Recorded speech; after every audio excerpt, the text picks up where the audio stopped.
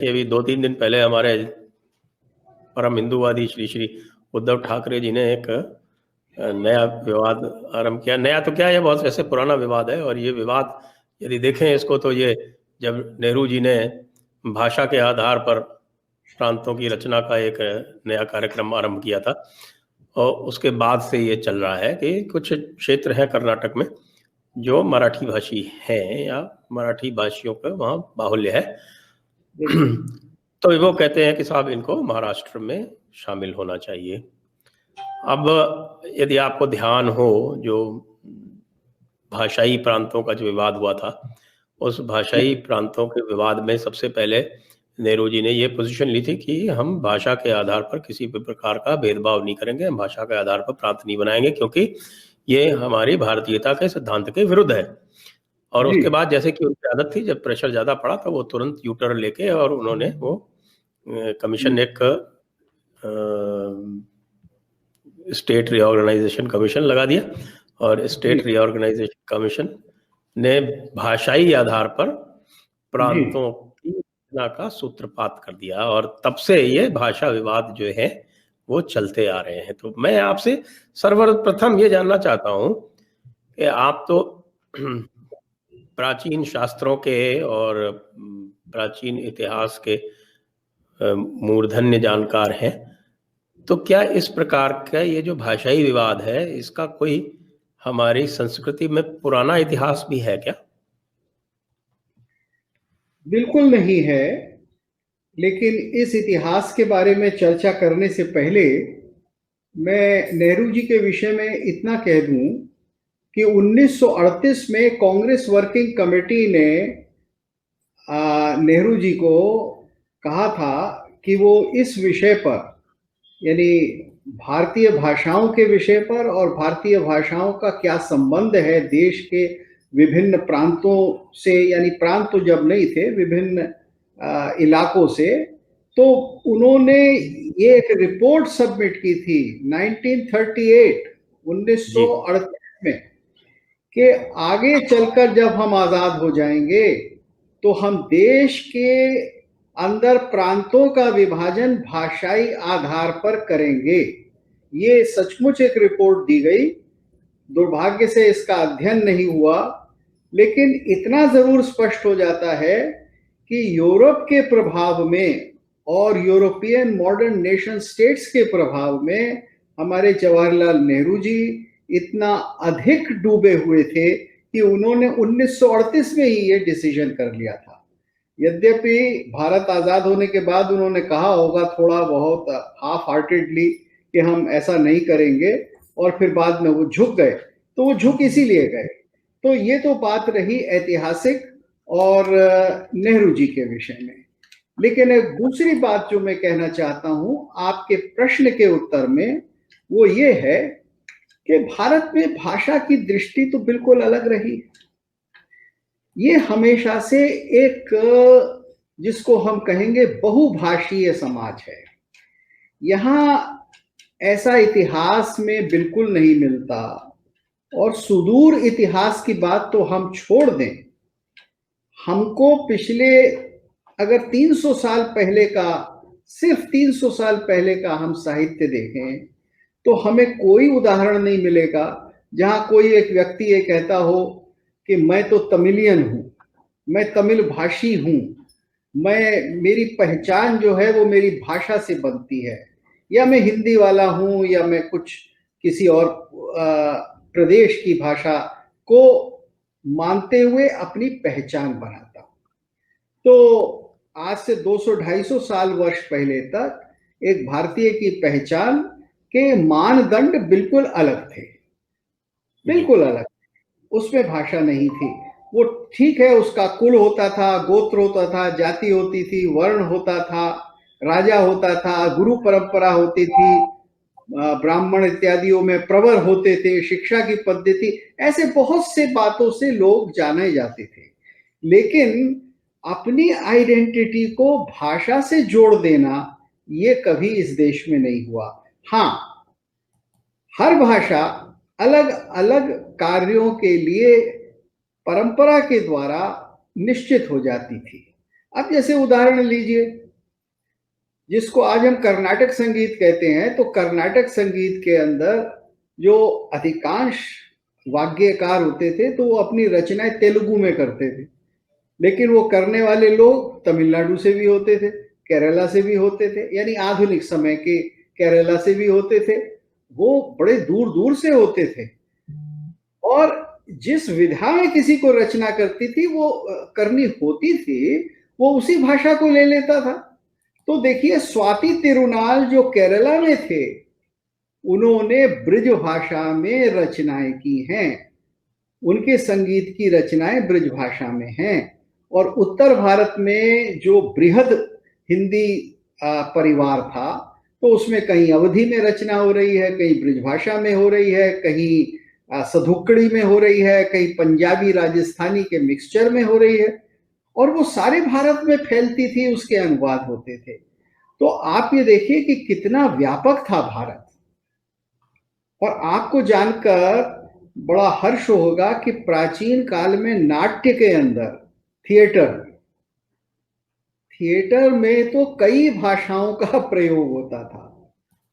आज का भारतीय सोचता है कि जैसे आज तमिल थिएटर होता है, हिंदी थिएटर होता है, बंगला थिएटर, मराठी थिएटर, ऐसे ही पहले भी होता होगा। और प्राचीन काल में तो लोग सोचते हैं कि संस्कृत थिएटर होता था, लेकिन ऐसा कुछ था ही नहीं। There was nothing called Sanskrit theater on the face of earth ever. प्राचीन थिएटर था, उसमें थोड़े से पात्र संस्कृत बोलते थे, अन्य पात्र कई प्रकार की प्राकृत बोलते थे।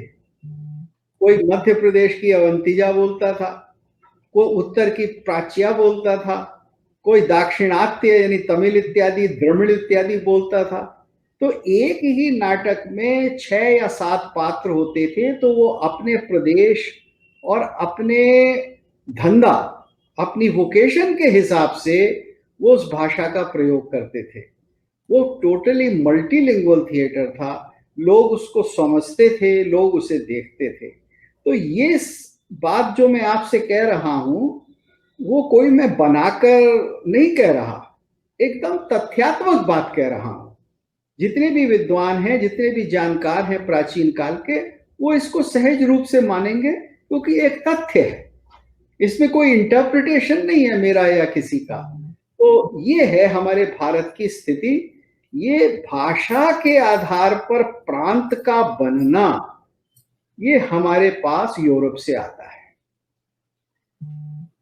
ये सारी की सारी सोच जो है मॉडर्न यूरोपियन नेशन स्टेट से आती है।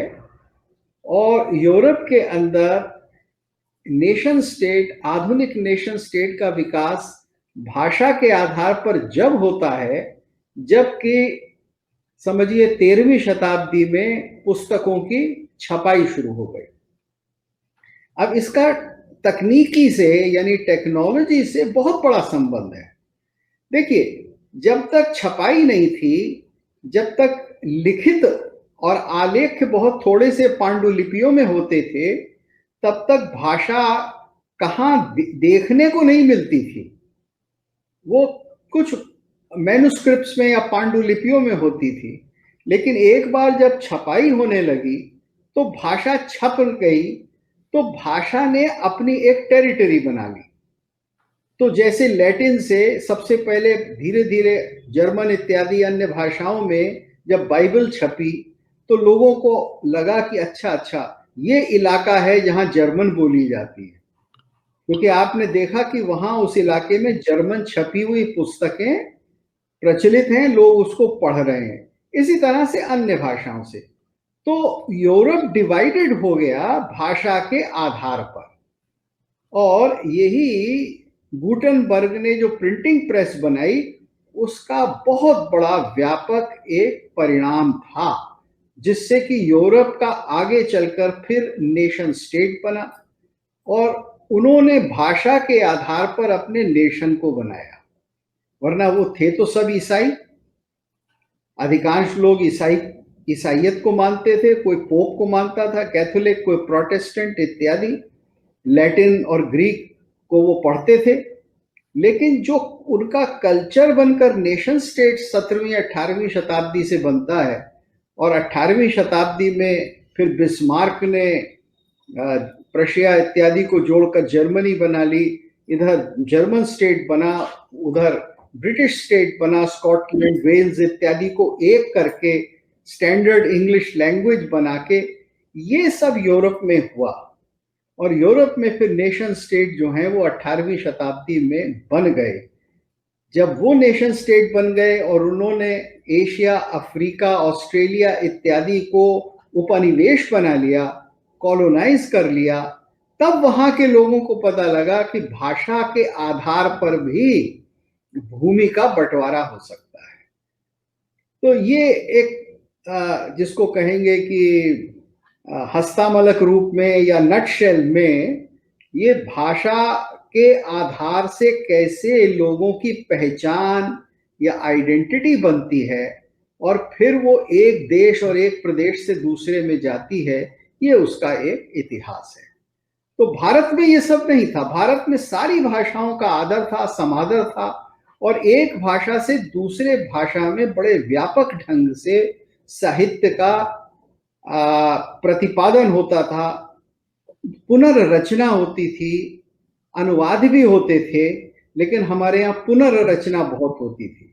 जयदेव ने एक गीत लिख दिया एक कोने में, जिसको आप कहते हैं गीत गोविंदम, तो सारे भारत में उसके ऊपर नृत्य हुए, सारे भारत में उसको गाया गया, और फिर उसी की तर्ज पर सारे भारत में अन्य भाषाओं के अंदर बहुत सारी संगीत की बंदिशें बनी। अब जैसे उदाहरण लेता हूं कि वहां एक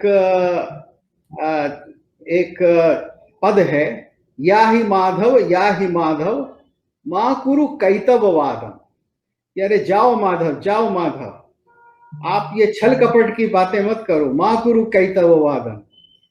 अब आज आप ठुमरी सुनते हैं ना, जा जा कन्हई मैं तो से ना बोलूं, न कर छल की बतियां, तो ये उसी का ट्रांसलेशन तो है, उसी का तो भावानुकीर्तन है, और ये आज भी हो रहा है 700 साल बाद, 800 साल बाद।